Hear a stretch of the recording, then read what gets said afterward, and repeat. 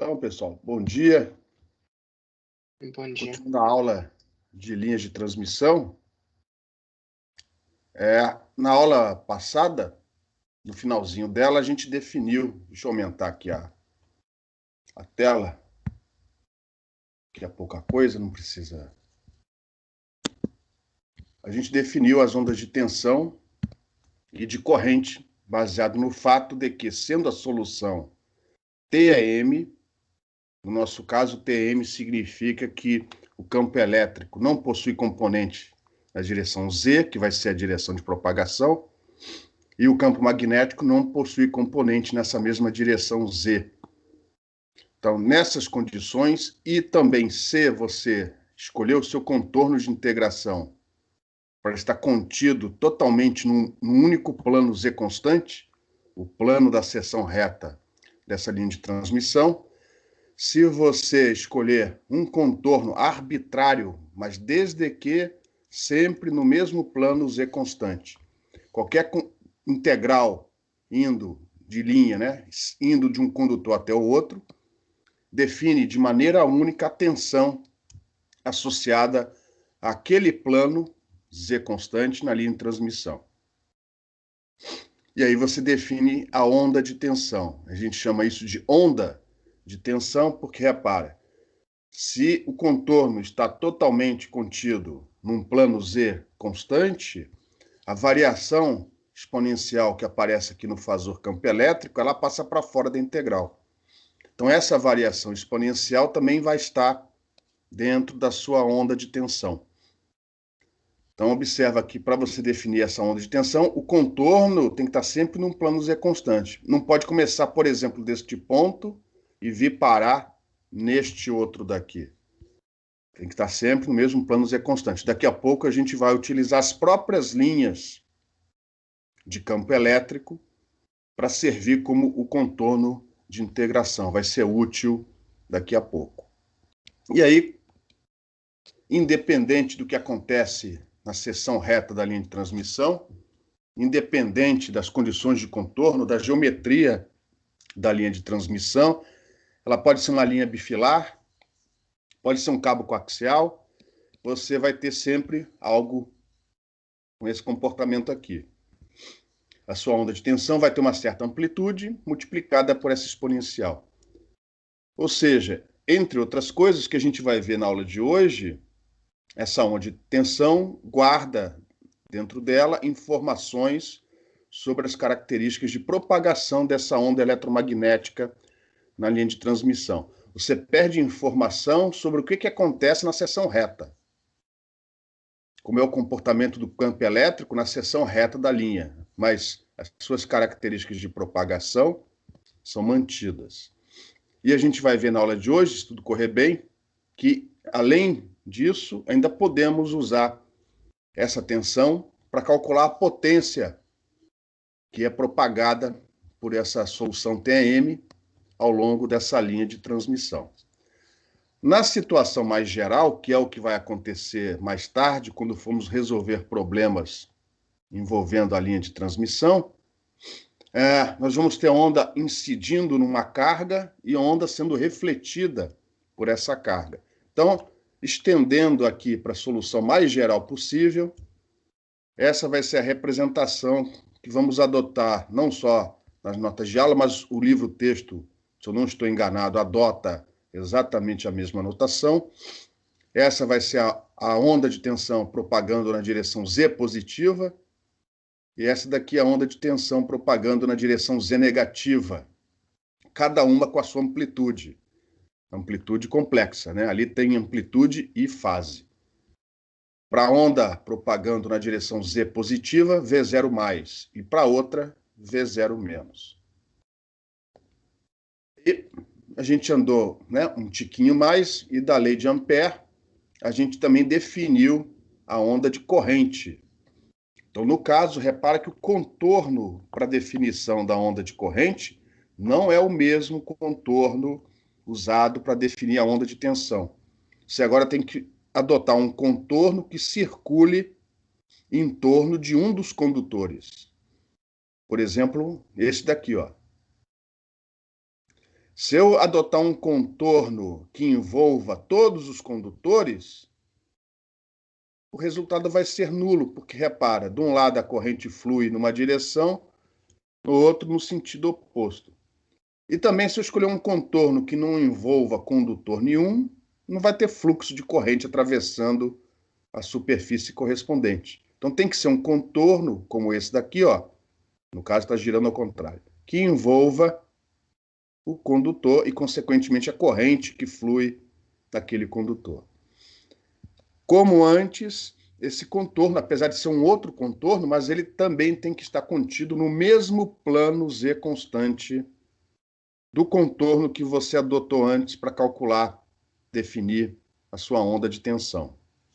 Então, nesse caso, da lei de Ampère, na forma integral, você vai ter que a circulação de campo magnético neste contorno contido num plano Z constante é igual à integral na superfície plana definida por esse contorno, cuja borda é o contorno, do fluxo de corrente que atravessa essa superfície, que no caso vai ser igual a I, mais essa integral de fluxo do campo elétrico. Mas como a onda é Tm, essa integral, esse integrando é nulo, de maneira que a corrente que flui através dessa superfície é dada por essa circulação de campo magnético. E é isso que define a nossa onda de corrente. E aí, da maneira mais geral, nós vamos ter onda de corrente associada àquela onda de tensão, o primeiro termo, propagando na direção Z positiva, e outra propagando na direção Z negativa. Então, foi aqui que a gente parou na aula passada. A próxima etapa é definir o que a gente chama de impedância característica da linha de transmissão. Se você já estudou linhas de transmissão em outra disciplina, você deve lembrar que um dos problemas com os quais o engenheiro está preocupado, quem mexe com isso, é o casamento de impedância, né? Casar a impedância da carga que você põe no final da linha com a impedância da linha. A impedância da linha, no caso, é esta impedância característica. Então, você já percebeu que essa definição é fundamental para a teoria que a gente vai apresentar nas próximas aulas. Essa impedância característica não é igual à impedância intrínseca do meio dielétrico, mas ela tem a ver, ela depende dessa impedância, além de depender também da geometria da linha de transmissão. Então, fazendo aqui uma analogia com a onda plana uniforme, que é uma solução TEM, na onda plana uniforme, a impedância característica é a impedância intrínseca do meio onde essa onda propaga, o eta, o raiz de μ sobre epsilon. Então, esta impedância característica, mais ou menos, possui a mesma relação que a mesma funcionalidade da impedância intrínseca do meio, no caso da onda plana. Só que lá representava a relação entre campo elétrico e campo magnético. Aqui, essa impedância característica representa a relação entre a onda de tensão e a onda de corrente. As amplitudes V0 e I0. A relação entre essas amplitudes, ó, que eu estou marcando aqui em cima, é dada pela impedância característica da linha de transmissão. Então, vamos definir. A definição é simples, tá? Então, eu peguei essa linha bifilar porque a figura já estava pronta, mas podia ser qualquer geometria de linha de transmissão. Então, aqui em linhas cheias, eu desenho na mão, mas em linhas cheias, você tem mais ou menos aqui as linhas de campo elétrico, essas linhas contínuas, indo de um condutor para o outro. E circulando em torno dos condutores, as linhas de campo magnético. Como é uma solução TEM, essas linhas são ortogonais entre si. Ó. Este ângulo aqui entre a linha tracejada e a linha sólida, ele deveria, né, se estivesse bem desenhado, ser igual a 90 graus, em todos os pontos sobre a seção reta. No condutor 1, eu desenhei a corrente nesta posição, fluindo, né, na direção Z, e no outro condutor, na mesma posição Z, no mesmo plano Z constante, a corrente fluindo na direção oposta, né? Então, nesse caso, é a propagação da onda TM na direção Z positiva. E aí, por definição, a impedância característica da linha de transmissão é a razão entre a onda de tensão propagando na direção Z positiva e a onda de corrente correspondente propagando na mesma direção. Então, aqui está a definição que foi apresentada anteriormente para a onda de tensão, para a onda de corrente. No caso, eu só estou considerando a onda propagando na direção Z positiva e, por definição, uma definição. A impedância característica da linha de transmissão é a razão entre V e I, ou seja, no caso, entre V0 mais e I0 mais. Então, isso é uma definição. Você calcula, uma vez conhecido o campo eletromagnético daquela solução TM, isso aqui é calculado analiticamente ou, na pior das hipóteses, numericamente, e, por definição, a razão V0 mais sobre I0 mais é a impedância característica da linha de transmissão. Se isso aqui fosse aquela onda plana propagando no meio linear homogêneo isotrópico, isso aqui seria a razão entre a amplitude do campo elétrico e a amplitude do campo magnético. Isso daqui seria escrito com outra letra, eta, que é igual a raiz de mi sobre epsilon. Aqui a gente vai representar pelo símbolo Z índice 0. É a impedância característica da linha de transmissão. Por enquanto, alguma pergunta? Não, tudo bem. Beleza? Então, na próxima, na figura ao lado, eu vou agora desenhar o caso onde a onda propaga na direção Z negativa, tá? Mas aí eu fiquei com preguiça. Então, eu fiz um cut and paste nessa figura. Eu copiei, botei essa figura aqui do lado e só mexi nas direções dos vetores para não ter que desenhar tudo de novo. Então, vamos observar que aqui, ó, a direção Z positiva vem lá de trás, cá para frente. Na próxima figura é como se eu tivesse virado essa daqui de cabeça para baixo. A direção Z vem de nós para dentro do slide. Aqui, ó. Beleza? E aí, ó, agora o condutor número 1 está desse lado. E o condutor número 2 está desse lado. Ou seja, é a mesma linha de transmissão, só que eu virei a figura ao contrário, só para não ter que desenhar tudo de novo. Porque desse jeito, repara, a direção de propagação agora é na direção Z, lá para dentro. Mas as relações entre campo elétrico e campo magnético são iguais nessa figura aqui, ó. Então, eu não tive que redesenhar esses vetores. Então, as definições de linha, de onda de tensão e de corrente são as mesmas, essencialmente, da figura anterior, com uma grande diferença. Daqui, ó, a integral ia do condutor 1, perdão, para o 2, do 1 para o 2, enquanto que agora vai do 2 para o 1. Do 2 para o 1, ó.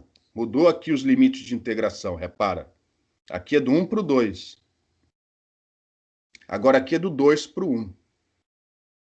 Ou seja, isso daqui tem uma troca de sinal em relação a essa definição aqui. Eu não estou dizendo que o V0 mais é igual a menos V0 menos.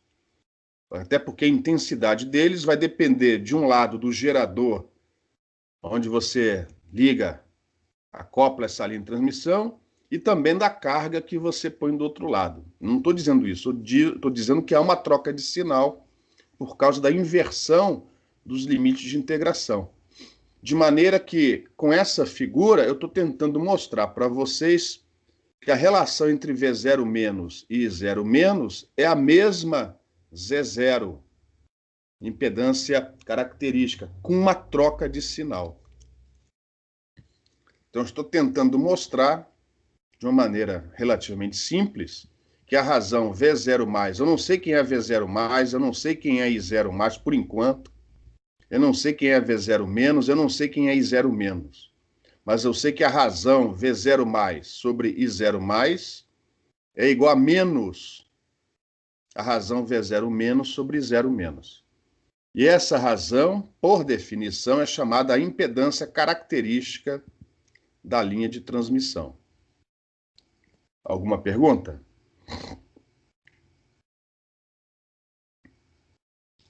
Não tendo pergunta, significa que se eu conheço, geralmente isso daqui é conhecido, dada a geometria da linha de transmissão. Vamos ver ou no final dessa aula, ou no início da aula, a gente vai usar o cabo coaxial para ilustrar esses parâmetros, né? Como se calcula esses parâmetros analiticamente. Mas isso aqui é algo conhecido. Quando você compra a linha de transmissão, esse valor é conhecido. Se ela não tiver perdas, o campo elétrico e o campo magnético, ou seja, a tensão e a corrente, vão estar em fase. E se não houver perdas, essa impedância característica tem um valor puramente real. E aí você vai na loja e fala assim, eu quero um cabo coaxial de 50 ohms. Eu quero um cabo coaxial de 75 ohms. Esse valor é a impedância característica daquela linha de transmissão. Antigamente, nas TVs mais antigas, a gente usava uma antena interna que ficava, né, no topo da televisão. Você devia ter visto isso na casa da sua avó. As linhas usadas eram linhas bifilares. Essas linhas bifilares tipicamente tinham impedância característica de 300 ohms. Hoje em dia é mais comum usar... Bom, hoje em dia está começando a ser mais comum usar fibra ótica, né? Mas enfim, você tem os cabos coaxiais de 50 ohms. Lá no laboratório de comunicações, na hora de ligar o analisador de espectro, né? Você usava um cabo coaxial de 50 ohms para estar casado com a impedância interna do analisador de espectro, que também era de 50 ohms. Então, essa é a impedância característica. E, na prática, quando você compra a linha de transmissão, essa informação vem junto com as demais características daquela linha de transmissão. Então, uma vez conhecida a impedância característica da linha de transmissão, repara, eu não preciso mais das amplitudes das ondas de corrente. Eu posso reescrever tudo em função das amplitudes complexas, né? São fasores, das amplitudes das ondas de tensão apenas, ó, desde que eu conheça a impedância característica da linha de transmissão. Então, ó, eu posso reescrever as expressões das minhas ondas de corrente e de tensão dessa maneira, ó. A onda de tensão, pelos mesmos motivos que fazem com que a gente estude uma onda plana uniforme só levando em consideração o campo elétrico, porque a gente podia fazer tudo levando em consideração o campo magnético, mas por motivos históricos a gente faz com campo elétrico. O mesmo acontece aqui com a tensão, ó. A gente, ao invés de trabalhar com a onda de corrente, quer dizer, a gente vai continuar trabalhando com a onda de corrente, mas com ela reescrita em termos das amplitudes da onda de tensão e da impedância característica da linha de transmissão. E aí, repara, por causa dessa mudança de sinal, na onda de corrente, ó, esse termo vem aqui na frente com o sinal menos. Cuidado para não esquecer esse sinal de menos aqui, ó. E isso define a impedância característica da linha de transmissão. Alguma pergunta? As dúvidas é bom tirar agora antes de começarmos a resolver problemas na próxima semana, tá? Ter a base sólida, que aí os problemas vão ficar bem mais tranquilos de serem resolvidos. Vocês já viram isso antes em outras disciplinas, não? Exatamente. A gente viu isso em eletromagnetismo também, né? Uhum. Tá. Então, esse início é uma revisão para vocês. Exatamente. Beleza, então vamos prosseguir. Então, mais ou menos, né, pelos mesmos motivos que quando você tem uma onda plana uniforme, a gente investiga o campo elétrico, porque o campo magnético vem junto, a mesma coisa acontece aqui, ó. Se você conhecer o comportamento da sua onda de tensão e souber qual é a impedância característica daquela linha, automaticamente você tem a informação necessária para caracterizar a sua onda de corrente, basicamente pelos mesmos motivos. Então, repara, quando a gente for resolver problemas mais adiante, o que a gente precisa saber para que o problema, ou seja, a nossa onda de tensão, seja completamente caracterizada? O problema vai estar totalmente definido se nós soubermos, primeiro, qual é a impedância característica da linha de transmissão, que eu chamei aqui de Z índice zero, Z0. Outra coisa, a gente tem que saber qual é a constante de propagação. Por enquanto, nosso famoso ômega raiz de μ. Esse epsilon, inclusive, pode ser complexo se o dielétrico for dispersivo, dissipativo. E, além disso, eu preciso conhecer as amplitudes V0 mais e V0 menos. Essas amplitudes V0 mais, V0 menos vão ser definidas uma vez que eu souber o que ocorre nos dois extremos da linha de transmissão. E nos problemas que a gente vai resolver mais adiante, nos dois extremos, basicamente temos, de um lado, um gerador, um transmissor, e do outro, uma carga. Ou uma carga propriamente dita, ou algo equivalente a uma carga. Se eu souber tudo isso, o problema está resolvido. Eu conheço todas as amplitudes da onda de tensão e, consequentemente, da onda de corrente. Tranquilo? Porém, existe... muitas vezes, o problema fica mais fácil de ser resolvido utilizando conceitos de conservação de energia. Além do que, geralmente, nós estamos preocupados, entre outras coisas, em maximizar a transferência de potência para uma carga. Ou seja, que condições eu devo impor na linha de transmissão, no gerador, transmissor, na carga, para que a máxima potência seja transferida do transmissor para aquela carga. Por exemplo, podia ser um transmissor ligado a uma antena através de um cabo coaxial. Como fazer para que a máxima potência seja radiada, seja transmitida por aquela antena, por aquela carga? Porque se tudo correr bem, maximizar essa potência significa maior qualidade de informação do outro lado, no receptor. Ou transmitir informação com a mesma qualidade, com o mínimo de potência possível, eficiência energética. Então, seja lá o objetivo, é importante também você calcular qual a potência que é transferida de um lado para o outro. E dentro de um guia, dentro de uma linha de transmissão, ou mesmo através de uma onda plana propagando de um lado para o outro, como é que a gente calcula essa potência? O que vocês viram aqui no curso que poderia ser usado para a gente calcular essa potência, que vai de um lado para o outro, que é propagada junto com a onda?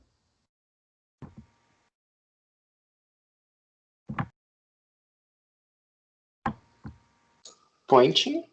Oi? Pointing? Isso, vetor de Poynting, tá certo?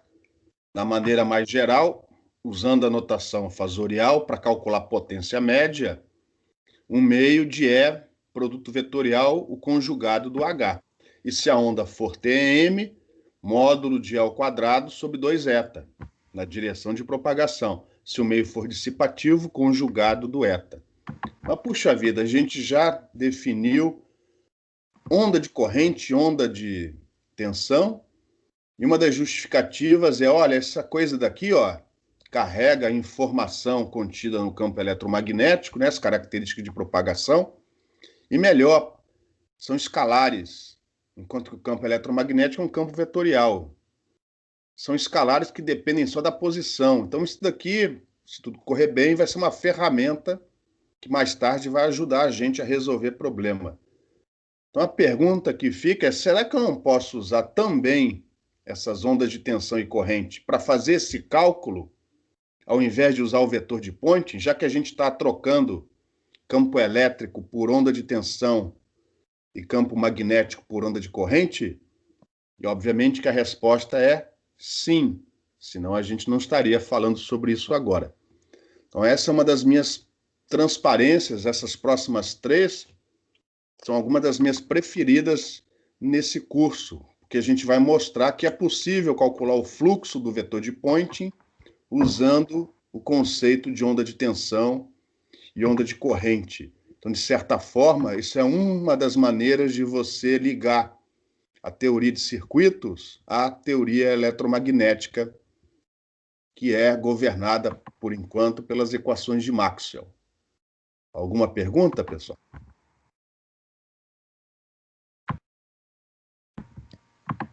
Então, vou prosseguir. Então, agora a gente vai definir o cálculo dessa potência complexa, né? Média, porque complexa porque a gente vai usar os fasores mais uma vez. Média também pelo mesmo motivo. Só que utilizando onda de tensão e onda de corrente. Na primeira, a gente vai começar, como já foi dito aqui, com o auxílio do vetor de Poynting, do campo eletromagnético. Então, eu desenhei, mais uma vez, eu desenhei a linha de transmissão bifilar, só que agora, ó, apenas a seção reta dela, num certo plano Z constante. Mas eu não quero que a prova valha só para a linha bifilar. Eu quero que isso valha para qualquer linha de transmissão. Eu usei a linha bifilar aqui só porque a figura já estava pronta, tá? Então, repara, eu vou ter que calcular o vetor de Poynting, um meio de E vetorial, o conjugado do H, e integrar esse fluxo na seção reta, que aqui ó, é todo esse domínio, até o infinito, né? Na seção reta da linha de transmissão.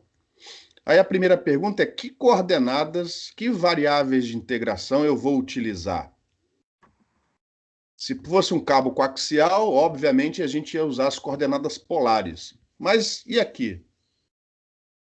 E se a linha de transmissão tivesse uma seção reta mais arbitrária?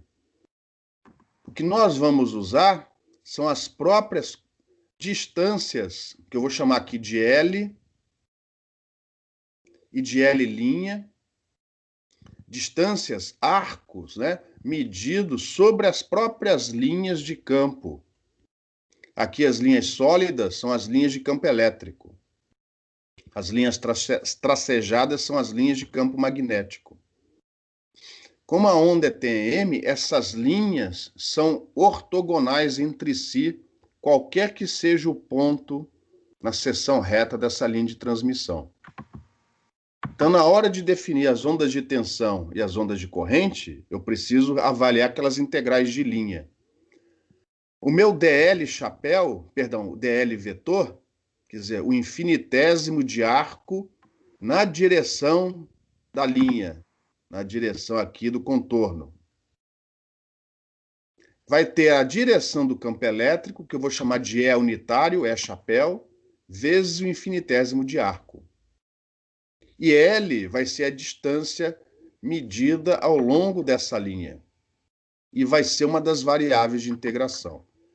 A outra é a distância L',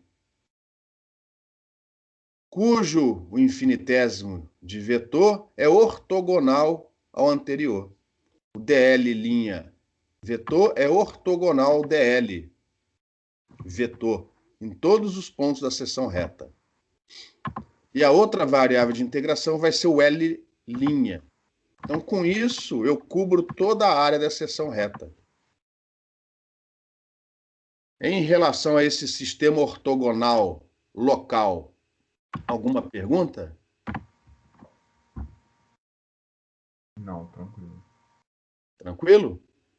Dessa maneira, eu vou ter uma formulação que é geral, vai valer para qualquer linha de transmissão, desde que o campo estudado seja a solução TM. E aí eu monto a integral, como já foi dito aqui, do fluxo de vetor de Poynting. Aqui. É a integral do fluxo do vetor de Poynting complexo, um meio de E vetorial H conjugado, fluxo esse que atravessa a seção reta. Como a seção reta está num plano onde Z é constante, essa normal é a própria direção Z, unitária, aqui. E o infinitésimo de área é o DL vezes DL', já que eles são ortogonais, né? As direções correspondentes são ortogonais entre si em qualquer ponto dessa seção reta, independente da geometria. Então, isso aqui, ó, é geral, vale para qualquer linha de transmissão. Em relação a essa integral, principalmente em relação ao integrando, alguma dúvida, alguma pergunta? E aí, vamos tocar o barco. Algumas identidades relativamente simples, né? A primeira é lembrar o seguinte: como o E e o H são sempre ortogonais entre si, e aqui eu vou assumir propagação na direção Z para não ficar levando em consideração mais e menos, tá? Como eles são sempre ortogonais entre si, e o produto E vetorial H é sempre na direção de propagação, que no nosso caso a gente vai assumir na direção Z. Então, repara, a normal, a seção reta, que no nosso exemplo é a direção Z, eu posso trocar esse Z unitário por isso daqui, ó.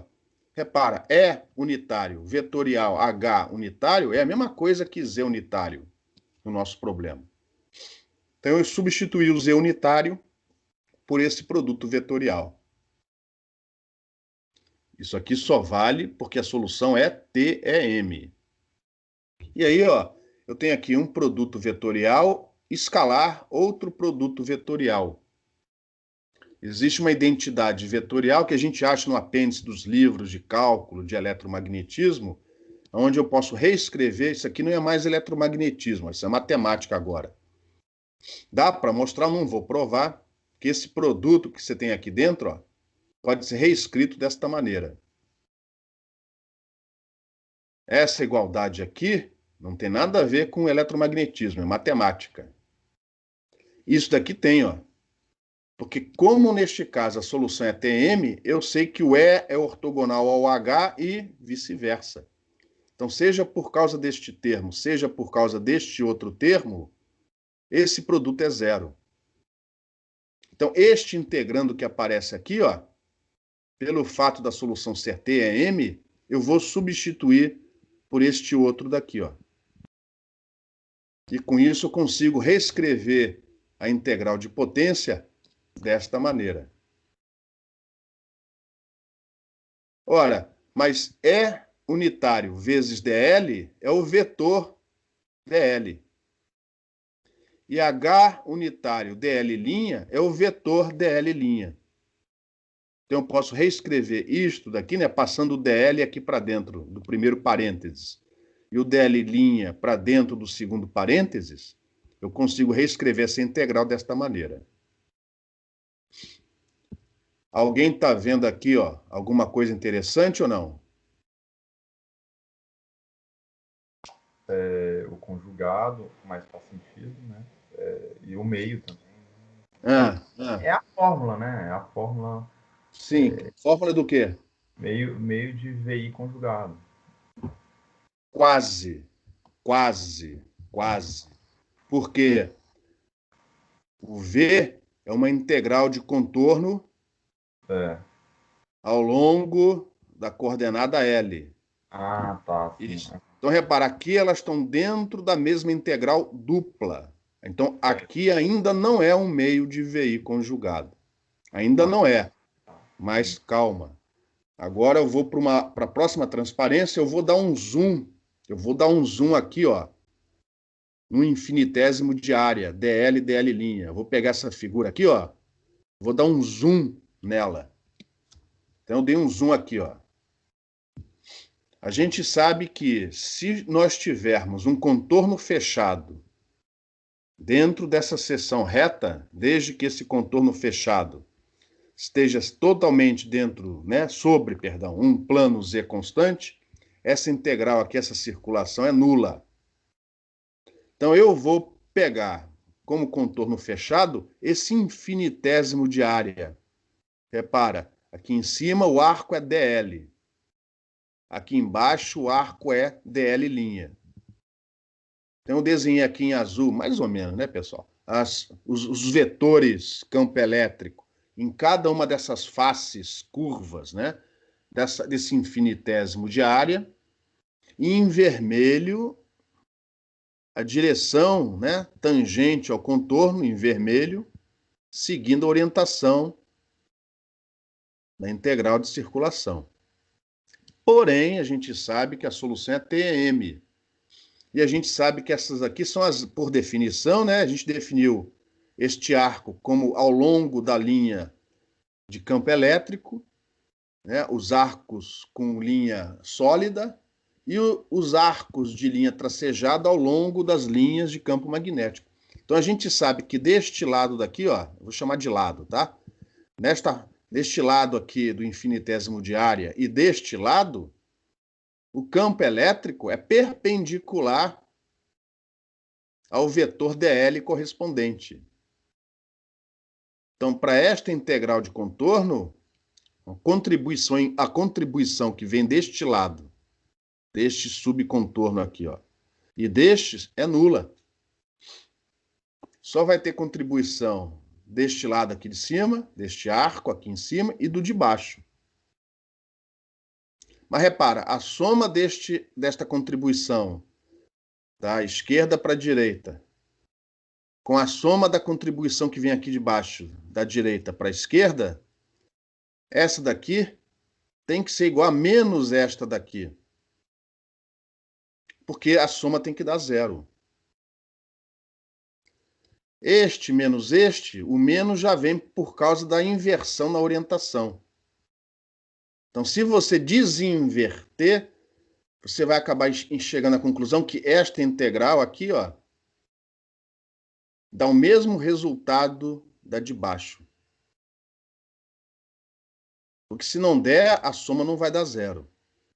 Ou seja, o produto E por dl não depende do L'. Porque o resultado ao longo deste arco tem que ser o mesmo ao longo deste arco, que tem que ser o mesmo ao longo deste arco, porque senão essa integral de contorno fechado nunca vai dar zero. Então isso mostra, eu espero que tenha mostrado, que o produto E escalar dl não depende da coordenada L'. E fazendo algo parecido, só que envolvendo a circulação de campo magnético, você mostra que o produto H escalar vetor dl' não depende de L. Então eu posso quebrar aquela integral dupla que apareceu antes em duas simples. Uma onde o campo elétrico é integrado no contorno correspondendo à linha de campo elétrico, e a outra onde o campo magnético, ou melhor, o conjugado dele, é integrado ao longo de uma linha de campo magnético. E esta integral é o quê? Quando você integra sobre toda a seção reta. É um contorno que sai de uma linha, né? Que sai de um condutor e vai até o outro. O que é isso daqui? Esse termo aqui, ó. Agora esse termo aí... Agora sim. É a onda de tensão. Isso daqui, o que é? Que envolve todo o domínio. Hã? É a corrente. Opa, corrente não, ó. Não, peraí. Aqui, ó. Ah, não, você está falando do conjugado. Conjugado da onda de corrente. Ah lá. Conjugado com... Ah lá. 1/2 de VI conjugado é a mesma coisa que integrar o fluxo do vetor de Poynting complexo na seção reta da sua linha de transmissão. Viu que maravilha, pô? É daí que vem 1/2 de VI conjugado. Lembrando que esse 1/2, que aparece tanto aqui como aqui, é porque nós estamos definindo os fasores em relação ao valor de pico. Se a gente tivesse definindo fasores em relação ao valor RMS, esse meio não apareceria aqui, tá?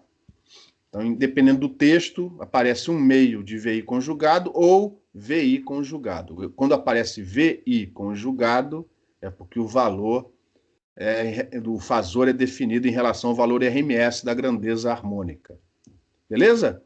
Então, isso aqui prova Primeiro, que um meio de VI conjugado, pelo menos nessa situação, é a mesma coisa que integrar o fluxo do vetor de Point na seção reta da linha de transmissão.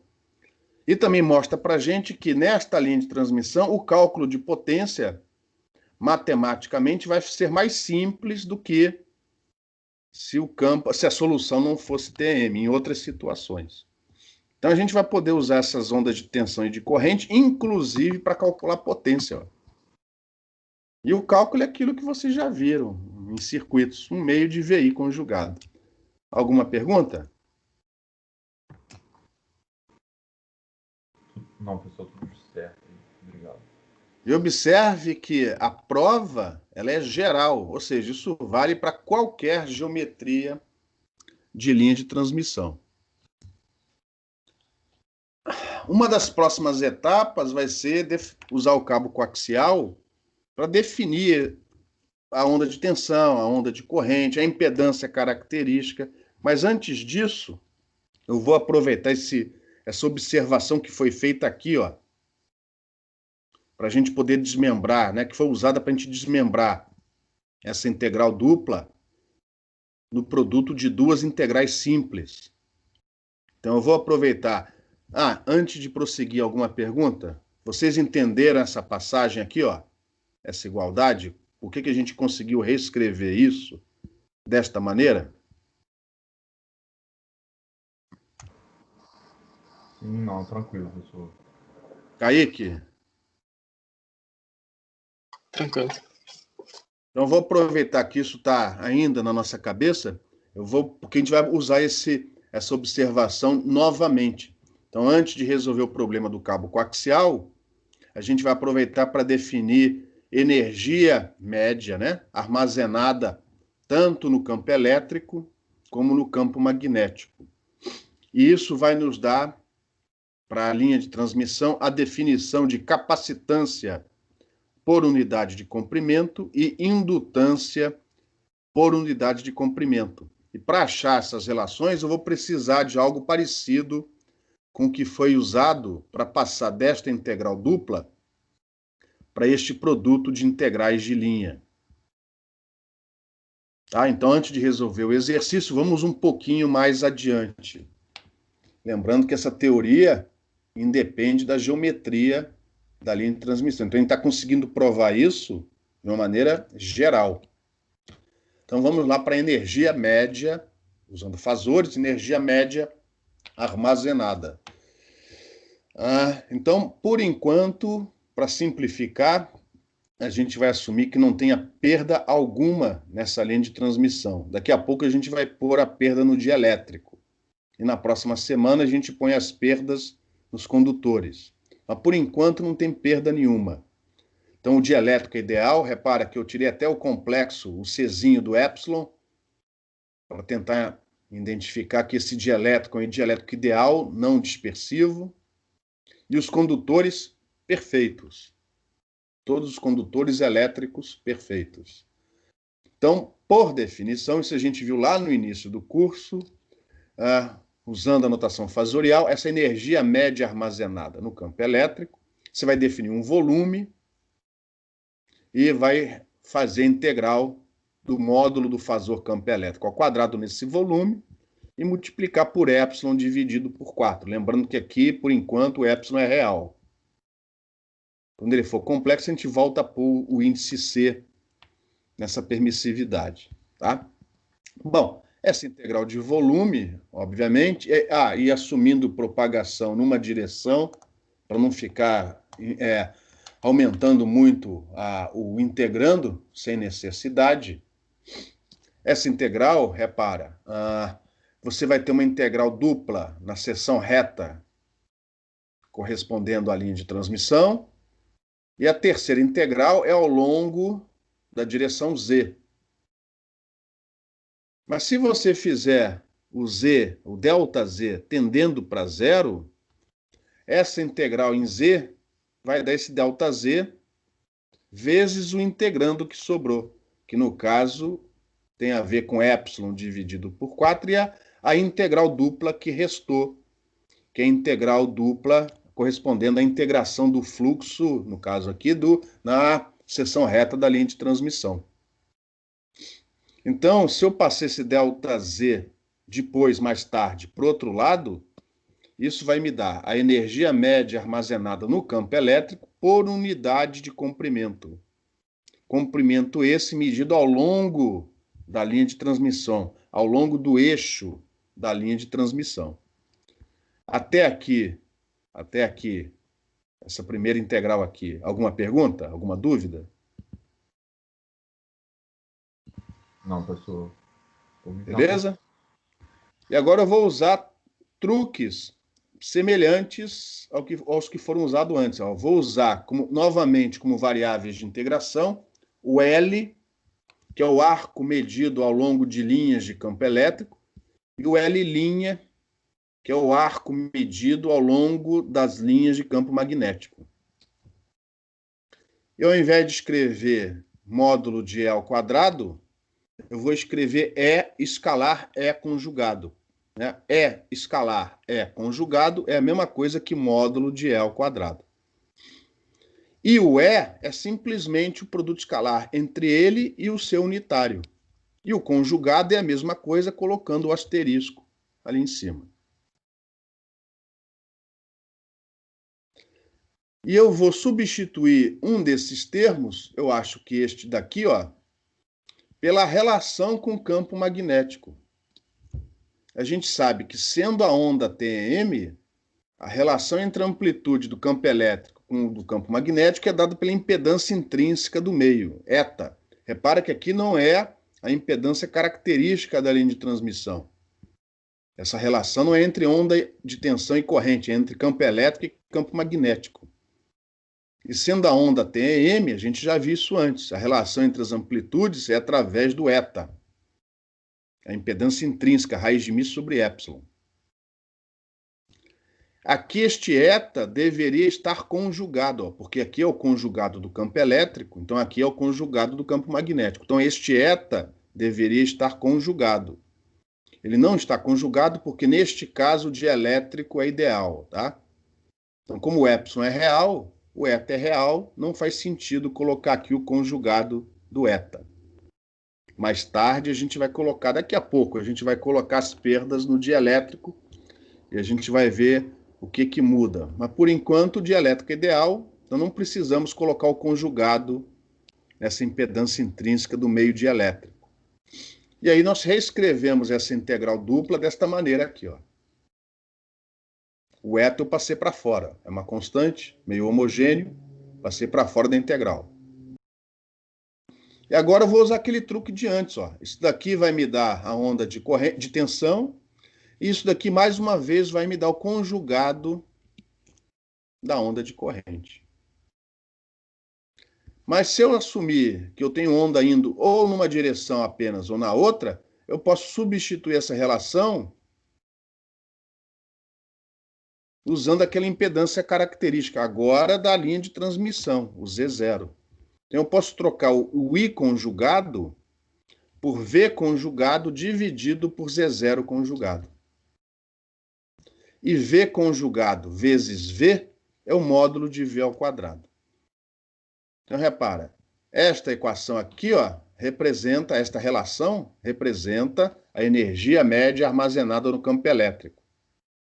Se eu passar o ΔZ aqui para baixo, isso vai me dar, sem o ΔZ, isso vai me dar a energia média armazenada no campo elétrico por unidade de comprimento ao longo da linha de transmissão.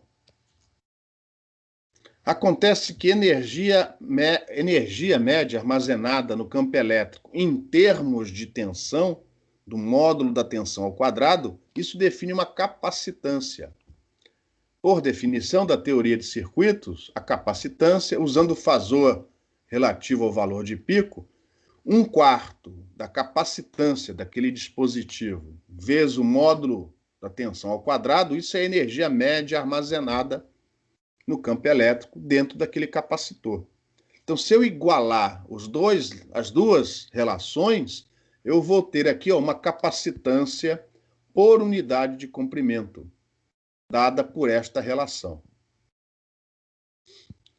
E aqui eu estou tirando o conjugado da impedância característica da linha de transmissão, porque, sendo ela sem perdas, o campo elétrico e o campo magnético estão em fase. Consequentemente, a onda de tensão e a onda de corrente estão em fase.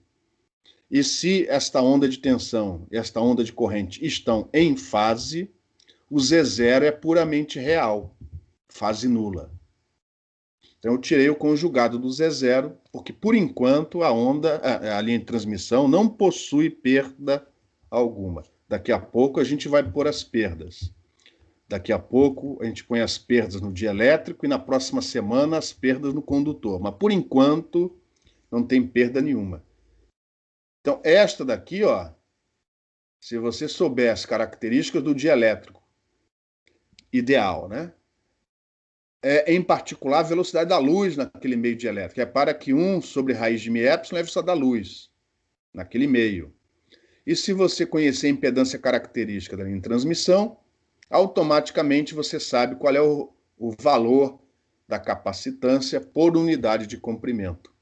Ou, de outra maneira, se você conhece a capacitância por unidade de comprimento e a impedância característica da linha de transmissão, você sabe qual é a velocidade da luz dentro daquela linha de transmissão ideal, sem perdas. E aí vamos fechar a definição. Perdão, desculpa. A próxima vai ser a definição da indutância por unidade de comprimento. Por enquanto, alguma pergunta? Não, tudo certo, professor. Beleza? Então, vocês já viram essa relação antes, né, em eletromagnetismo? Ou circuitos polifásicos? Acredito que já, mas eu não estou lembrado. Tá. Talvez. Então não se esqueça, isso daqui não é uma capacitância, é uma capacitância por unidade de comprimento, é o que o pessoal chama de parâmetro distribuído. Não, isso a gente já vê em eletromagnetismo. Sim. Pronto. Quando a frequência tender para zero, essa coisa transforma-se num capacitor que você põe na caixinha lá do laboratório. Aí quando você precisa, você vai lá na caixinha, pega o capacitor e enfia no protoboard. Isso só funciona quando o comprimento de onda é de dezenas ou centenas de metros. Se o comprimento de onda começar a ficar da ordem do seu capacitor, do seu resistor, aquela teoria de circuitos vai para o saco, tá? Então isso daqui, ó, é quando a tua linha de transmissão tem um comprimento que é da ordem ou muito maior que o comprimento de onda para aquela frequência de operação. Então a gente vai trabalhar com o conceito de parâmetro distribuído. No caso, esta é a capacitância por unidade de comprimento quando a linha de transmissão não possui perda alguma. É um caso particular. Importante, mas é um caso particular. Daqui a pouco a gente vai estender para levar em conta as perdas. Não tendo pergunta, agora eu vou fazer a mesma coisa e definir uma indutância por unidade de comprimento, baseado na energia média armazenada no campo magnético. Então aqui eu vou um pouquinho mais rápido, porque os passos são duais aos apresentados até então, tá? Então, no caso do campo magnético, a energia média armazenada no campo magnético é dado por permeabilidade μ dividido por 4, integrado no volume. Mais uma vez, fazendo o ΔZ tendendo para zero, a integral em Z vai te dar ΔZ vezes o que sobrou da integral, que é a integral na área da seção reta. Vou trocar o módulo do fasor campo magnético ao quadrado por isto daqui, e vou substituir um destes termos, não me lembro agora de cabeça qual, pela relação que a gente tem quando a onda é TM, aqui. Mais uma vez, o eta não foi conjugado, porque eu estou assumindo que, por enquanto, o dielétrico é ideal. Aí eu posso reescrever essa integral desta maneira, e como já foi visto antes, isso vai te dar o conjugado da onda de tensão, e isso daqui vai te dar a onda de corrente. E aí, mais uma vez, usando a relação, né, assumindo que o campo propaga só numa direção e usando o conceito de impedância característica da linha de transmissão, a gente reescreve essa energia média armazenada no campo magnético desta maneira. Passando, né, como já foi dito antes, esse ΔZ cá para baixo, isso vai te dar a energia média armazenada no campo magnético por unidade de comprimento. E sendo a linha sem perdas, o Z0 vai ser real, a gente vai poder tirar o conjugado desse Z0, já que quando a linha não tem perdas, a onda de tensão e a onda de corrente estão em fase.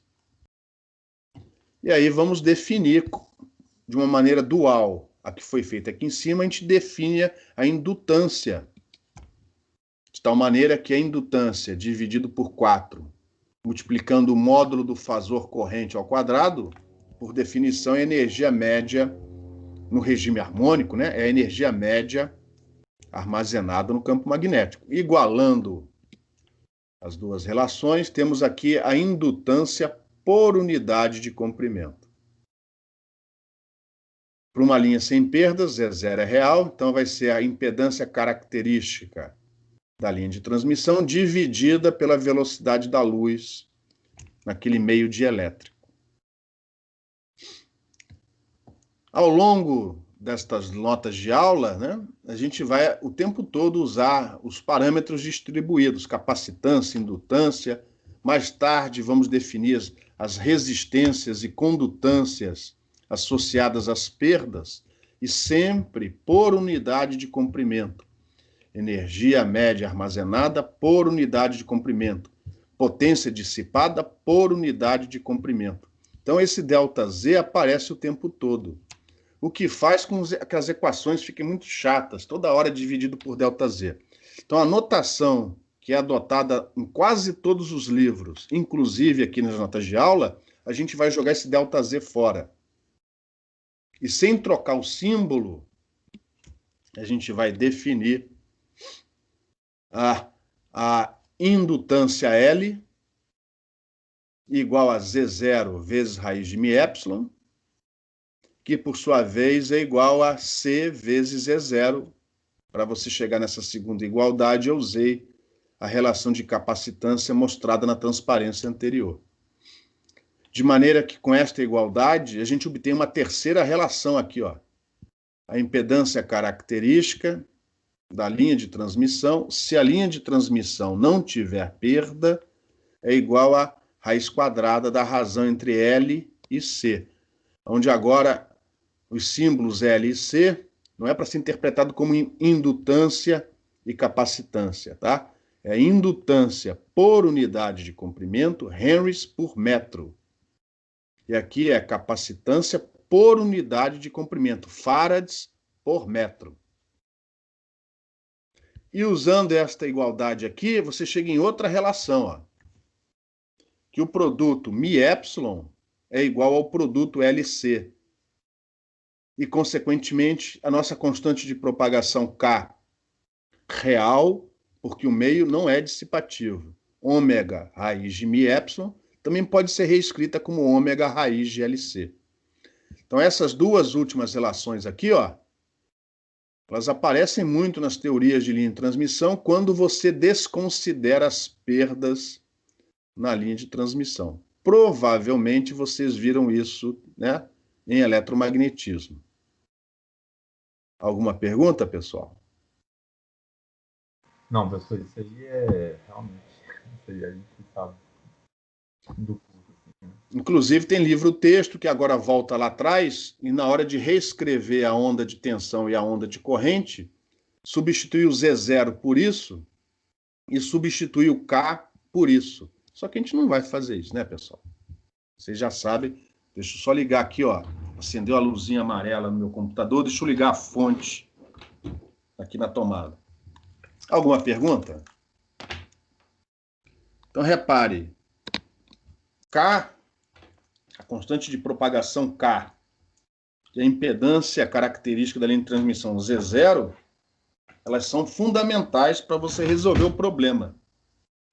Se elas forem conhecidas, e se você tiver... Só um momento. E se você tiver as condições de contorno nos extremos da linha, transmissor de um lado, carga para o outro, você resolve o problema. Você acha as amplitudes da onda de tensão, você tem a impedância característica e a constante de propagação, o problema está resolvido. Então, repara, estas relações aqui, ó, mais tarde, vão nos ajudar a transformar o problema eletromagnético naquele de um circuito equivalente, onde ao invés da linha de transmissão, eu vou colocar no lugar impedâncias, indutâncias e capacitâncias, só que distribuídas ao longo dessa linha de transmissão. Para o engenheiro eletricista, isso facilita, né? Porque o futuro engenheiro eletricista, quando ele olha as equações de Marx, ele começa a tremer, sem necessidade, mas começa a tremer. Mas quando vê um monte de cobrinha assim, representando um resistor, ou umas barrinhas representando um capacitor, aí ele fica contente, ele acha que o problema é mais fácil de ser resolvido. Então, mais adiante, relações como essas daqui, ó, vão nos levar a montar um circuito equivalente que vai nos ajudar a resolver problemas de transferência de potência de um lado para o outro, envolvendo linhas de transmissão. Por enquanto, sem perdas. Alguma pergunta? Alguma dúvida, alguma curiosidade? Não, tipo assim, nesse sentido, até agora a gente tá meio que não revendo exatamente, né? Mas vendo que a gente estudou ao longo do curso de uma outra maneira, talvez. Tá. Então não é uma coisa que, tipo, pelo menos para mim, tá gerando muita Kaique. dúvida. Tranquilo, Kaique? Aham. Beleza, tá? Nós poderíamos agora dar uma parada para resolver o problema do cabo coaxial, né, como eu já prometi. Mas antes disso, a gente vai incluir as perdas no dielétrico. Porque é fácil incluir a perda no dielétrico na posição em que estamos. O que a gente precisa fazer para incluir a perda no dielétrico? No caso aí é só considerar o epsilon complexo lá e tal. Exatamente. Então, por simples substituição e usando conceitos que vocês já viram antes em circuitos e usando um pouco a massa cinzenta, imediatamente a gente vai conseguir, destas relações, estender a teoria para o caso de perdas no dielétrico. Essencialmente fazendo isso que você falou, permitindo que o epsilon vire, né, seja algo, uma grandeza complexa, e, consequentemente, tudo aquilo que tiver ligado a esse epsilon com esses símbolos engraçados aqui, ó. Isso aqui não é capacitor não, viu, pessoal? Isso aqui é o igual, ó. Tudo aquilo que tiver ligado a um epsilon com esse símbolo de igual também pode ser complexo. Se você fizer essa extensão, você tem automaticamente a teoria estendida para o caso das perdas no dielétrico, ainda levando em conta os condutores elétricos perfeitos. As perdas nos condutores, elas são um pouco mais complicadas de serem calculadas, não de serem incluídas no circuito, mas a gente vai fazer isso na próxima semana. Então, antes de resolver o problema do cabo coaxial, com mais uma ou duas transparências, a gente estende essa teoria para incluir também as perdas no dielétrico, fazendo, como você já falou, o epsilon complexo. Antes disso, acho que tem um comentário aqui no final. Então, estas relações aqui, ó, são válidas apenas para as linhas sem perdas. Agora sim, antes de resolver o cabo coaxial, perdas no dielétrico. Então, repara, sem perda, o que você tem? Um dielétrico, um isolante ideal, não tem carga pulando de um condutor para o outro, porque o isolante é ideal. Então, nesse caso, você tem uma capacitância relativa, né, por unidade de comprimento, que representa essa capacitância entre um condutor e outro. Como os condutores são infinitos, essa capacitância, esse conceito é por unidade de comprimento. E lembrando que daqui para frente a gente não põe mais o ΔZ debaixo dos nossos parâmetros de circuitos. Isso está subtendido. Este C não é Farad. Este C é Farad por metro, por unidade de comprimento. Mas se o dielétrico tiver perdas, o que vai acontecer? Você vai ter, no mundo macroscópico, em média, você vai ter essas cargas que conseguem fluir de um condutor para o outro, que afinal de contas agora você tem perda de polarização nesse dielétrico. Ora, carga fluindo de um lado para o outro, com uma certa resistência, se você montar as relações de circuito, isso é que nem você ter uma resistência em paralelo com essa capacitância.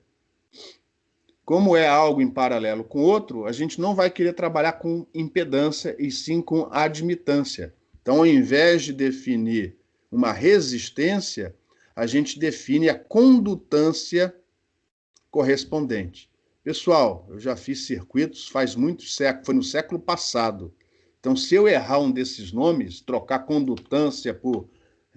enfim, vocês me avisam que a aula está sendo gravada, para eu não passar mais vergonha. Isso aqui é uma condutância, né? A letra G, não é isso, pessoal? Isso mesmo, professor. Beleza. E ó, agora eu já coloquei o Czinho de novo no epsilon.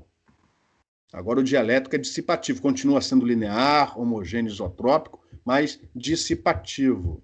O meio é dispersivo. Esse epsilon é complexo da maneira mais geral e varia com a frequência. Então, o circuito equivalente passa a ser este. A nossa admitância por unidade de comprimento deixa de ser apenas J ômega C e passa a ser G mais J ômega C. Tá? E aí, por inspeção, a gente vai mudando as relações anteriores devidamente reescritas para que apareça J ômega C ao invés de apenas C e para que apareça o epsilon, de maneira que onde aparecer o epsilon, eu vou trocar por epsilon C, e aonde aparecer J ômega C, a gente vai trocar por G mais J ômega C. E aí a definição das equações é imediata, é rápida. É quase que um jogo de símbolos, trocar um símbolo por outro. Então, deixa eu ver só se eu esqueci alguma coisa. Nesta situação, ainda assumindo que os condutores são perfeitos, o tratamento analítico é simples. Basta usar a permissividade complexa, εc. Como aqui é dielétrico, condutor vai ser esse negócio aqui, ó, nessa cor lilás.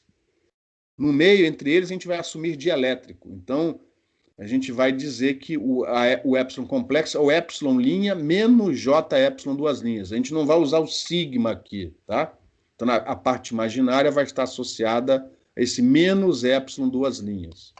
Então, onde aparecer epsilon, você troca por epsilon linha menos j epsilon duas linhas. Quando o epsilon duas linhas for zero, você cai no caso anterior ideal. E toda vez que aparecer J ômega C no seu circuito equivalente, você troca e adiciona a condutância G. Antes de partir para a próxima transparência, eu só vou dizer o seguinte, ó. A gente vai usar a letra G, não só porque uma condutância é um resistor em paralelo com capacitor, é melhor usar os conceitos de admitância para tratar isso daqui. E também porque as perdas no condutor, que a gente vai incluir na próxima semana, ela vai estar em série com a indutância. E aí a gente vai representar pela letra R, de resistência. Então, a letra E, o símbolo R vai estar associado a perdas no condutor. E o símbolo G, de condutância, vai estar associado às perdas no dielétrico. E aí, na próxima semana, a gente vai montar um modelo completo que inclui perdas no dielétrico e também no condutor. E esse vai ser o modelo mais geral e o mais prático, né? Já que linhas de transmissão, na prática, os condutores não são perfeitos, o dielétrico não é perfeito. E essas perdas têm que ser levadas em consideração. Mesmo que os materiais sejam muito bons, eles não são perfeitos. E se aquilo ali é uma linha de transmissão, é porque está levando informação a longas distâncias. Então, as perdas até podem ser localmente baixas, mas na medida em que o campo é propagando ao longo da linha e ela é muito comprida comparada com o comprimento de onda, essas perdas vão se acumulando e lá no final, essas perdas são extraordinariamente significativas. Analisar a linha de transmissão sem considerar perdas é um mero exercício acadêmico.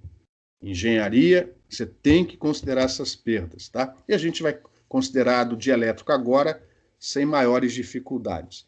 Alguma pergunta, pessoal? Não, pessoal, beleza. Tranquilo.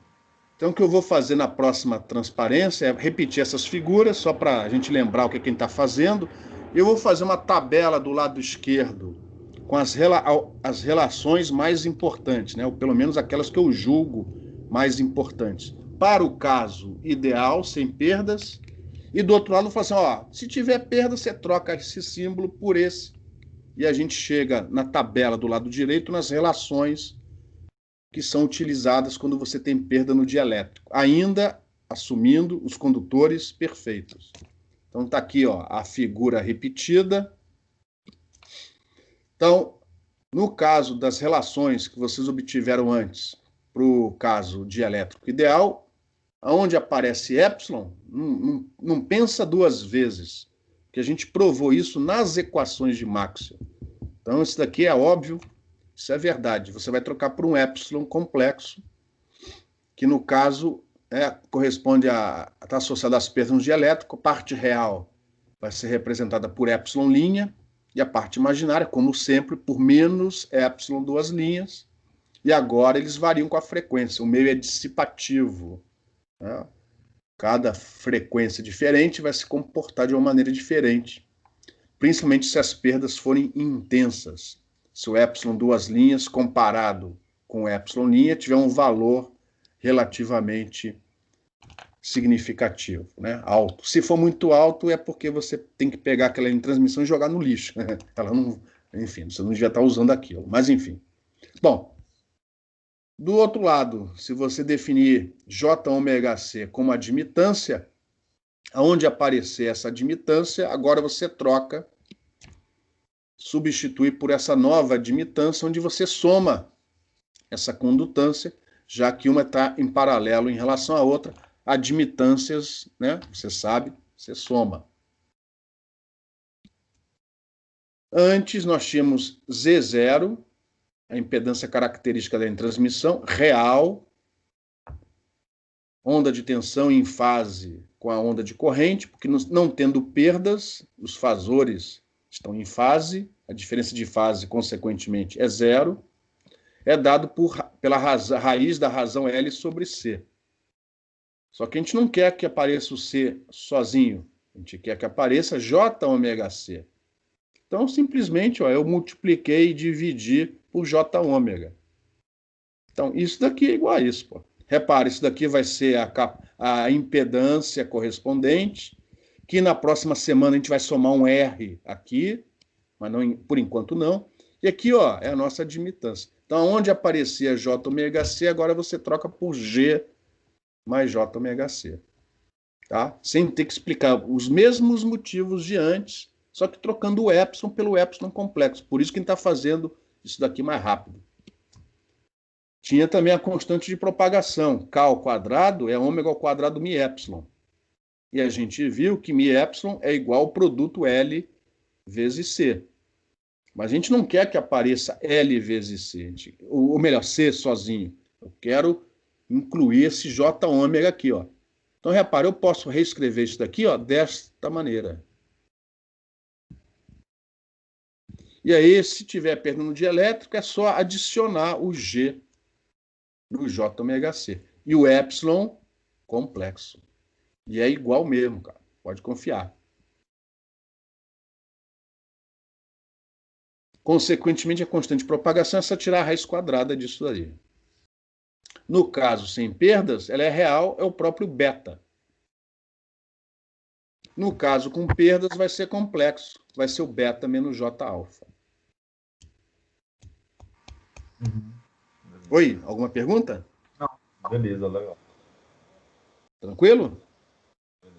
Valeu. E tem mais uma relação, esta é a melhor de todas. Se você brincar com essas relações aqui, você tem a expressão dessa condutância a partir daquilo que você calculou para a capacitância, assumindo o caso ideal. Se você conhece a capacitância, o cálculo da capacitância, no caso ideal, quando o epsilon duas linhas, cadê? O epsilon duas linhas é zero, o cálculo da condutância correspondente, o G, é imediato. Para isso, você precisa manipular algumas destas relações que temos aqui. Ó. Eu não me lembro agora de cabeça, mas eu vou da quarta relação. Ó. Quarta relação, 1, 2, 3, 4. A quarta relação, ó, se eu substituir a primeira relação na quarta relação, eu vou ter aqui uma expressão para a parte real e para a parte imaginária. E aqui do lado também, se eu juntar esses termos entre parênteses, eu vou ter um termo correspondendo à parte real e outro termo correspondendo à parte imaginária. E o ômega ao quadrado que aparece dos dois lados, eu já joguei no lixo. Por isso que eu tenho isso daqui. Ó. Isso daqui foi obtido substituindo a primeira relação dentro da quarta relação, dentro disso aqui. Esta igualdade é exatamente esta. Eu só reescrevi isso desta maneira e joguei o ômega ao quadrado fora. Então, repara, a parte real eu igualo a parte real de um lado e do outro. Então, o produto L vezes C continua sendo mi epsilon, só que o epsilon apenas a parte real, o epsilon linha. Antes era mi vezes epsilon. Com perda, continua sendo mi vezes epsilon, mas só que no epsilon, a parte real, que a gente classifica, define aqui como epsilon linha. E o mais legal de tudo, ó, se você igualar a parte imaginária, ou seja, se você igualar isto daqui vezes LC, então o C corta, o L vem para o lugar. E se você comparar com a parte imaginária do outro lado, e substituir o L por esta relação, você chega nisso aqui. Ó. Ou seja, se você tiver perdas no dielétrico, vai aparecer uma condutância. Mas a expressão da condutância, o valor da condutância é o mesmo da capacitância, tirando fora o epsilon linha, dividindo por epsilon linha, e colocando ômega epsilon duas linhas no lugar. E com isso você tem automaticamente a condutância a partir da expressão ou do valor da capacitância. Então, estas duas relações, elas são importantes, porque já leva em consideração como se calcular o produto LC e como calcular a condutância no caso de você ter perdas nesse meio dielétrico. Em relação a estas 1, 2, 3, 4, 5, 6, 7 relações, alguma dúvida? Não, pessoal, até agora. Então, ó, observem estas relações. São relações que vocês vão usar para resolver exercícios, tá? Quando houver perdas no dielétrico. Então, finalmente, temos aí mais 15 minutos. A gente vai agora exemplificar os cálculos desses parâmetros que apresentamos até o momento para o cabo coaxial. Por que o cabo coaxial? Primeiro, por ter geometria relativamente simples, a gente vai conseguir achar, a partir das equações de Maxwell, o campo dentro desse cabo coaxial. Uma vez tendo o campo, aí acha a onda de tensão, de corrente, capacitância, indutância, aquela coisa toda. Tá?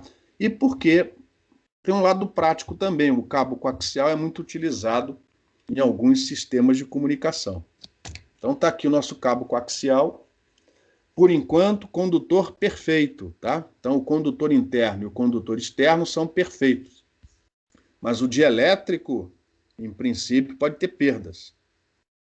Inicialmente, a gente vai assumir dielétrico ideal e depois incluir as perdas e os efeitos dessa perda no final, parecido com o que a gente fez aqui, ó, que torna o processo imediato. A gente primeiro assume o dielétrico ideal, resolve o problema e depois faz as alterações necessárias para o caso quando o dielétrico tiver perdas, tá? Mas, em princípio, o último resultado vai ser para o dielétrico com perdas.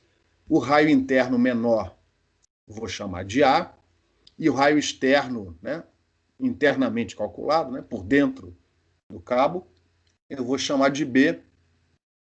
A gente não se importa com o que acontece fora. Provavelmente você já viu isso em outras disciplinas. No final, as linhas de campo vão ser desse tipo. O campo elétrico só tem componente na direção radial, que aqui a gente vai classificar como direção ρ, enquanto que o campo magnético só tem componente na direção φ, ó, circulando em torno do condutor interno. E o domínio, logicamente, é ρ entre A e B, essa região branca aqui, ó, que corresponde ao nosso dielétrico. Alguma pergunta, pessoal? Não, professor. Legal. E... Na verdade, Oi, pode falar. é o mesmo caso que a gente estudou aí, vai aplicar para todas as soluções que a gente viu lá. Não todas as soluções, né? Mas para as TM. Isso, só TEM, TEM, só TEM. A gente não vai achar os modos superiores TE e TM deste cabo coaxial. Existem, mas a gente só vai aqui resolver para a solução TEM. Beleza, é isso aí, então. Tranquilo. Tá. Só a solução TEM. Beleza? Beleza. Meio linear, homogêneo, isotrópico, sem fontes, ou seja, as fontes que geraram esse campo estão lá atrás, não me importa.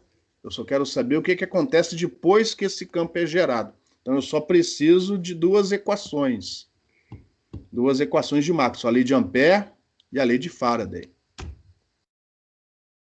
Meio linear, homogêneo, isotrópico, sem fontes, eu só preciso dessas duas leis. E no caso, né, infelizmente, eu não vou poder usar as coordenadas cartesianas. Eu tenho que usar as coordenadas cilíndricas, as coordenadas polares. Então, ao invés de componentes x, y, z, componentes ρ, φ e z. O z é o mesmo do cartesiano. Tá? Então, infelizmente, né, em coordenadas cilíndricas não vai aparecer só seno e cosseno. Aparecem outras funções especiais, em particular as funções de Bessel. Só que aqui elas não vão aparecer.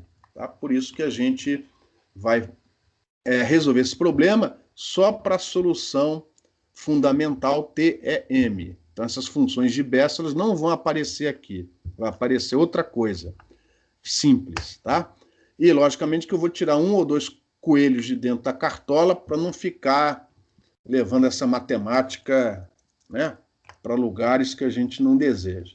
Então, se a solução, por definição, é TM, eu já vou cortar fora as componentes do campo elétrico e do campo magnético na direção Z, e também já sabemos que a variação com a coordenada Z é desta forma exponencial.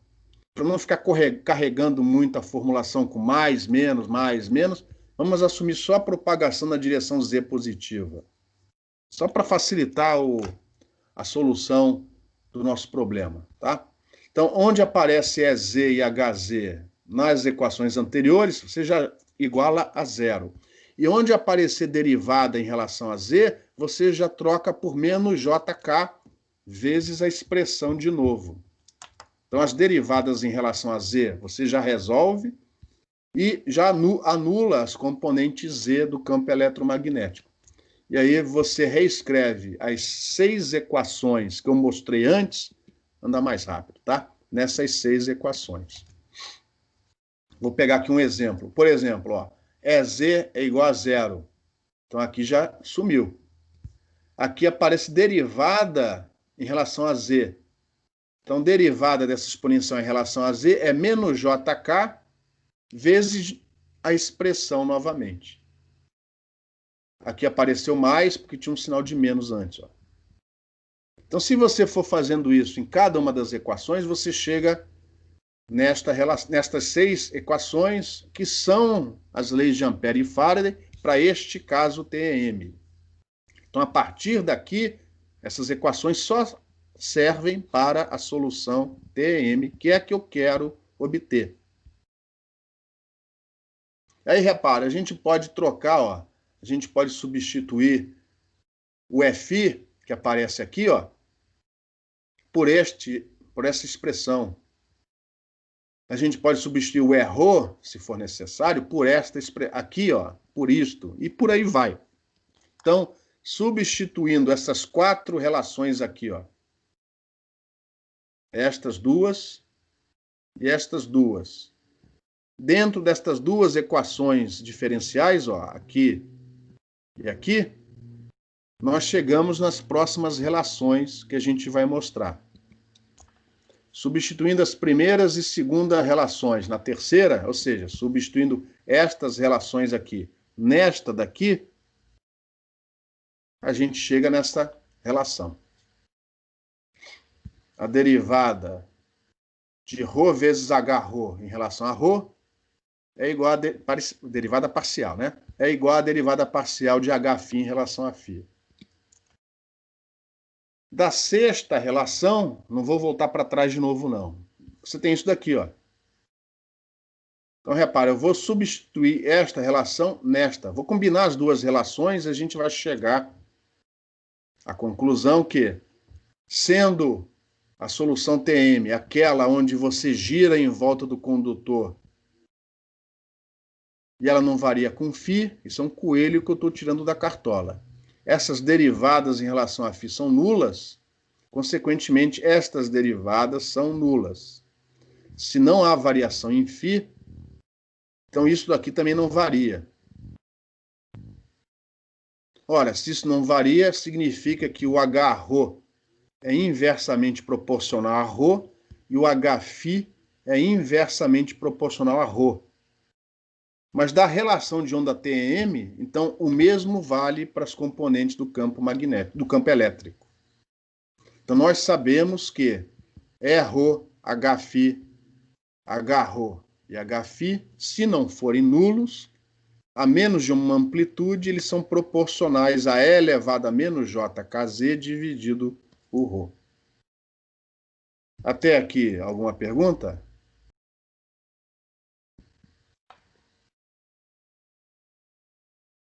Bom, prosseguindo, condições de contorno. Agora nós vamos achar essas amplitudes aplicando e impondo as condições de contorno. Os condutores são condutores elétricos perfeitos. Então, a condição de contorno sobre o condutor elétrico perfeito é que a componente de tangencial do campo elétrico tem que ser nula. Como são cilindros, a componente tangencial à superfície do cilindro, como o EZ é nulo, né? Uma das componentes tangenciais é o E na direção Z. A outra é o E na direção φ. Então, o E na direção φ, esta componente aqui, ela tem que ser 0, tanto quando o ρ for igual a A, como quando o ρ for igual a B. Quando o ρ for igual a A, ela tem que ser 0, e quando o ρ for igual a B, ela tem que ser 0 de novo. Ora, não tem jeito disso acontecer com a função variando em ρ desta maneira. Então, significa que o Φ tem que ser 0. Só temos componente de campo elétrico na direção ρ, como já tínhamos desenhado aqui antes. Ó. E, consequentemente, como a solução é TM, o E tem que ser ortogonal ao H e vice-versa, significa que o Hρ é 0 e só temos o Hφ. E, finalmente, nós chegamos na solução. A menos de uma amplitude é 0 arbitrária, esta é a expressão do campo elétrico para a onda TM do cabo coaxial, e essa é a expressão do campo magnético, do fasor, né? Campo magnético para o cabo coaxial. E a gente verifica, como já era esperado, que esta relação é verdadeira. A gente chega nisso daqui, das equações de Maxwell, e comparando uma com a outra, a gente mais uma vez observa que para a onda TEM, isto é verdade, como já era esperado. Alguma pergunta, pessoal? Não, professor, legal. Tipo assim, eu não sei se é a mesma pergunta, né? É só uma confirmação. Eu revi revi não, né? Eu vi pela primeira vez aquela aula que foi gravada, a aula passada. E basicamente, então, a TM é nada mais que a solução da equação de onda plana lá, para aquelas condições lá, considerando as coordenadas que você está utilizando e tudo mais. E ela está propagando a onda E e H, certo? E tem que ter aquelas condições lá de contorno e tudo mais. E nesse caso aí, só para fechar aqui, não sei se eu estou entendendo bem, o que a gente está vendo aqui agora é uma forma, talvez, de simplificação dessas soluções, que são soluções de onda, e a gente está tratando como tensão e corrente. Eu diria de outra maneira. O que a gente viu até então é uma teoria geral que vale para qualquer linha de transmissão, quando, quando ela pode suportar a solução TM e quando ela propaga. Enquanto que isso daqui é um caso particular para esta geometria. Isto que está aqui só vale para esta geometria. Só. Não. Para a linha bifilar, não é desse jeito. Para a linha bifilar, vamos continuar tendo esta variação exponencial. Vamos continuar tendo esta relação. Mas a variação com ρ só tem componente. Isso não. Isto daqui, ó, isto daqui, tirando fora a exponencial. Tirando fora a exponencial. A exponencial aparece sempre, desde que Z seja o eixo da linha de transmissão, né? Se você trocar a coordenada Z por X, ao invés de Z, vai aparecer X aqui. Você entendeu, né? A brincadeira. Sendo Z o eixo da linha de transmissão, essa exponencial vai aparecer sempre. Agora, o resto, esse E0, o E0 é uma amplitude, enfim, esse 1 sobre ρ e essa direção ρ só vale para esta geometria. Este cara aqui, 1 sobre ρ na direção φ, só vale para esta geometria. Para as outras, por exemplo, para a linha bifilar, as expressões são complicadíssimas. Não sei nem se você chegou a ver isso em eletromagnetismo, mas elas são complicadas. Aqui ficou relativamente fácil por causa dessa simetria circular. Essa simetria circular simplificou a solução. Isso aí é coordenada cilíndrica, né? Exatamente. Só serve para esta geometria aqui. Esta expressão não vale para a linha bifilar, não vale para outras geometrias, é só para o cabo coaxial. Beleza? Não, beleza. Entendi. Por ser simples, é que a gente vai usar estas expressões, que valem só para o cabo coaxial, para obter os parâmetros do cabo coaxial. Entendi. Legal. Entendi. Beleza? Mais alguma pergunta? Não. Beleza. E aí já estamos chegando no final da aula, eu só vou apresentar mais uma transparência. Na próxima aula, a gente recomeça daqui, entendeu?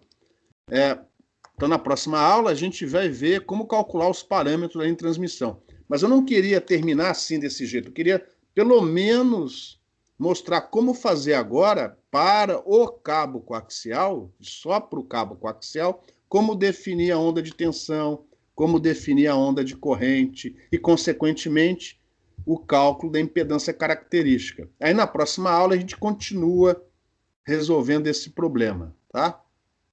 Então, repara, primeira coisa nessa transparência, onda de tensão. Eu posso escolher qualquer contorno, já que isso aqui, ó, repara, isso aqui está no plano Z constante. Essa figura já está no plano Z constante. Então, nesta figura, eu posso escolher qualquer contorno saindo de A e, ó, chegando em B, qualquer contorno. Mas olha para a expressão do campo elétrico, olha para as linhas de campo elétrico nessa figura. Qual contorno que você acha que a gente deve escolher para facilitar o cálculo da onda de tensão, dado que qualquer contorno arbitrário pode ser usado, desde que ele esteja no plano Z constante? Qual você acha que você vai usar? Eu usaria, eu não sei, né? Eu acho que eu usaria o que está tangente ao campo, né? E você usa a própria coordenada ρ de A até B. Olha lá. O de A até B. Ah, não, sim. Entendi. Entendeu? Aqui, ó. Rho escalar, Rho chapéu, escalar Rho chapéu 1, que eles são unitários. Então, repara, a integral é isso daqui, ó. Para o cabo coaxial. Isso daqui só vale para o cabo coaxial. A integral de 1 sobre ρ é logaritmo. Então, repara, isso daqui, ó, que depende da geometria, é o seu V0+, a menos uma amplitude. Eu não sei ainda qual é a fonte que gera aquela onda, então eu chamo isso tudo aqui de V0+. Professor, só uma dúvida. Quando você fala contorno, a própria variável ρ, ela já significa que é um contorno, né? Porque a variável ρ, ela é um... Vamos chamar de linha, né?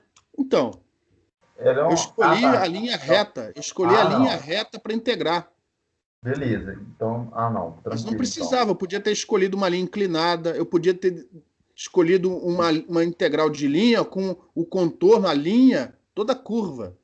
Ia dar o mesmo resultado. Por incrível que pareça, ia dar o mesmo resultado. Mas a solução da integral é um negócio horroroso. Então a gente escolheu a mais simples de todas, pois já que o resultado é o mesmo, independe do contorno, desde que, ou melhor, independe da linha de integração, desde que essa linha esteja toda ela contida no mesmo plano Z constante. Mais alguma pergunta? Não. Eu fiquei com a dúvida exatamente nessa questão de ser contorno ou uma linha. Que contorno... Contorno é contorno fechado. Aqui não, é uma linha indo de um condutor até o outro. Beleza, obrigado. Beleza? E para o campo magnético, é mais ou menos parecido, só que a gente vai escolher a linha, o contorno ortogonal.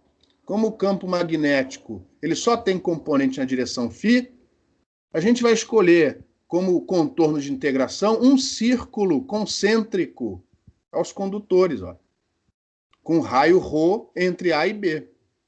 Lógico, não pode sair fora do cabo. A integral de arco, usando a coordenada cilíndrica polar φ', é ρ de φ, ó, ρ de φ. Aí, nesse caso, a integral mais simples ainda, porque esse ρ que aparece aqui, ó, cancela com esse outro. Ó. E a integral é só isso aqui, ó. O resultado é só esse, ó. Onde eta é a impedância intrínseca do dielétrico. Não confundir com impedância característica. Eta é a impedância intrínseca do dielétrico. E aqui eu chamo esse negócio todo de zero+. Pô. E se a onda estivesse propagando no outro sentido, eu ia chamar isso de zero-. E se eu dividir esta expressão por essa, eu vou ter a impedância característica do cabo coaxial. Olha lá. Vocês provavelmente já viram essa relação em outras disciplinas. Esta é a impedância característica do cabo coaxial.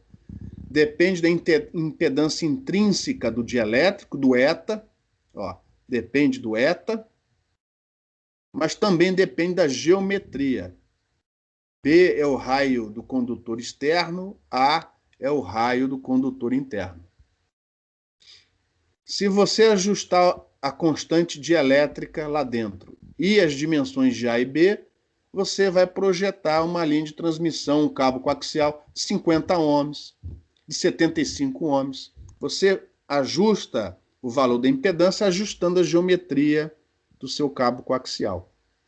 Esta fórmula só vale para o cabo coaxial e, por enquanto, assumindo o dielétrico sem perdas. E, como esperado, o Z0 é real, porque não havendo perdas, o fasor da onda de tensão está em fase com o fasor da onda de corrente. E com isso eu já adiantei aqui 4 minutos além. Eu vou encerrar a aula. Na próxima aula a gente recomeça novamente dessa transparência e continua definindo a capacitância, a indutância e a condutância para o caso das perdas. Alguma pergunta, pessoal? Não, pessoal. Acho que é isso aí mesmo. Então, esses resultados finais aqui, ó, eles só valem para o cabo coaxial, não é para qualquer linha de transmissão. Eu vou parar a gravação.